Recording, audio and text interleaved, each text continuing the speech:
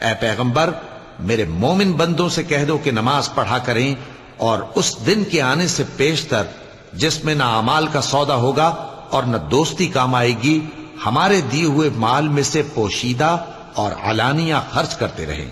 اللہ ہی تو ہے جس نے آسمانوں اور زمین کو پیدا کیا اور آسمان سے مے برسایا، پھر اس سے تمہارے کھانے کے لیے پھل پیدا کیے اور کشتیوں اور جہازوں کو تمہارے زیر فرمان کیا تاکہ وہ سمندر میں اس کے حکم سے چلیں، اور نہروں کو بھی تمہارے زیر فرمان کیا، اور سورج اور چاند کو تمہارے لیے کام میں لگا دیا کہ دونوں دن رات ایک ڈگر پر چل رہے ہیں، اور رات اور دن کو بھی تمہاری خاطر کام میں لگا دیا، اور جو کچھ تم نے مانگا سب میں سے تم کو عنایت کیا،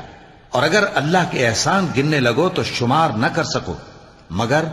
لوگ نعمتوں کا شکر نہیں کرتے۔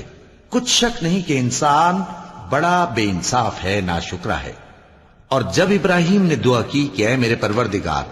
اس شہر کو لوگوں کے لیے امن کی جگہ بنا دے